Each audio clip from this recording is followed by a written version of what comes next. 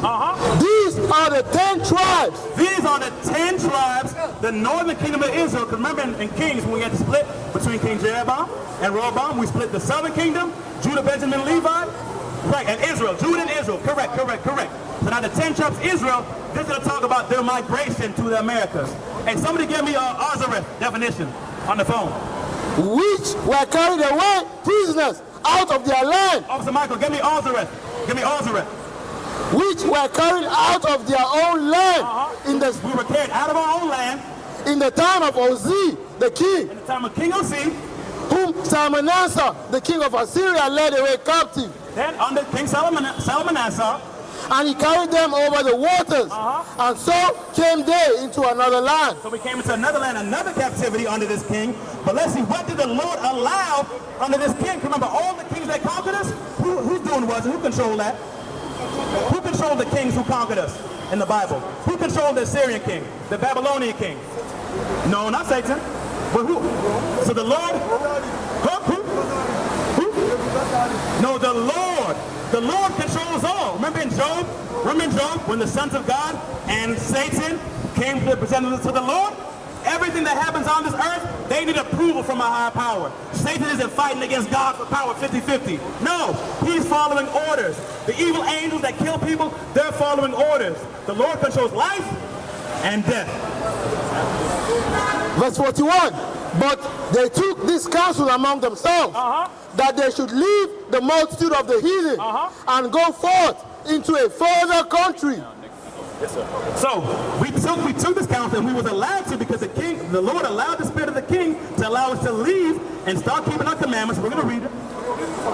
The Apocrypha. This is from the original King James Version Bible. This goes in between Malachi and Matthew. So a lot of the Greek captivity from Malachi, it goes from Persian Medes into the Romans. What happened to the Greek captivity? It's in here. Where do we get Hanukkah from? And Feast of Dedication? It's in here. And Ezra, this is the prophet Ezra, his name was translated differently.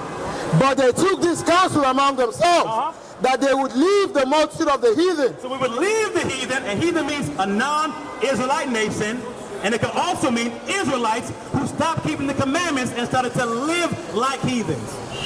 And go forth into a further country. So we said we'll go forth to a further country where never mankind dwelt.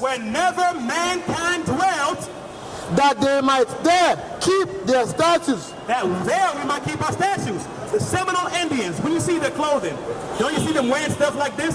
The fringe, I got you. I'm almost done. They wore fringes that kept other laws in this land. Now where is this land? Which they never kept in their own land. Which we never kept because we wanted to sin, which is why we were in captivity. And they entered into the Euphrates. So we entered into the Euphrates River, which is around here. So we came to the Euphrates, about Ethiopia, on the east coast of Africa. By the narrow passage of the river. By the narrow passages of the river. For the Most High then showed signs for them. He showed signs by allowing us clear skies to navigate by the stars. That's how we traveled back then, because we didn't have GPS, so we used the stars to travel. And held still the flood. And held still the floods, because in the sea it's very treacherous. So during the journey, he held still the floods, so we had safe passage. Till they were passed over. For through that country, there was a great way to go. It was a great way to go, because we had to go outside around the whole bottom of Africa, then come all the way back around. Namely, of a year and a half. So back then it took a year and a half by ship to make that journey. And remember, we had a lot of people. It wasn't 30 people, 50 people, 1,000. It was thousands upon thousands and millions of us that made that journey. I'm almost done, I got you. And the same region. And that same region, that same land is called Azareth. It's called Azareth. Who has definition for me of Azareth? Okay. Azareth. I'll get it. I need Azareth. So, what did they call America at first? You know what they call? You got it? Give Pastor. Alternative. So no, I don't need Joseph to repeat it. So what did they call America? You know what they call America? When Christopher Columbus, what do they call it? The blank world. Fill in the blank, John. They called it the West Indies, but what do they call this part right here? North America. Not the islands. What do they call the top part? The New World. The new world. The Bible said, the Bible said the land where mankind never dwells. Now I'm going to read you the definition of Azareth. Yes, I'm almost done. I got you. I'm almost done. Read that. Azareth.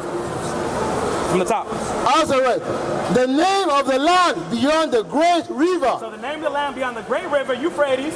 Far away from the habitation of man. Far away from the habitation, because back then we were all on the east side of the world, in Africa, in quote-unquote Asia, in Turkey, and Europe. We weren't on this side of the world yet.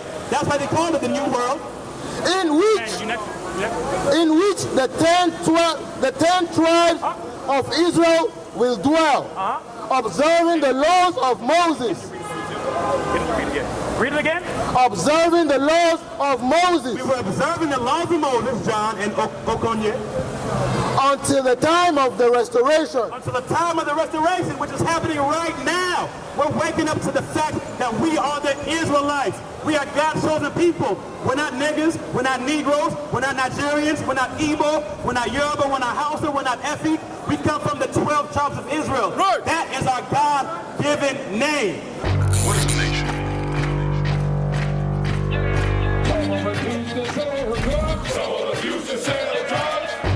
Nation is men leading by example.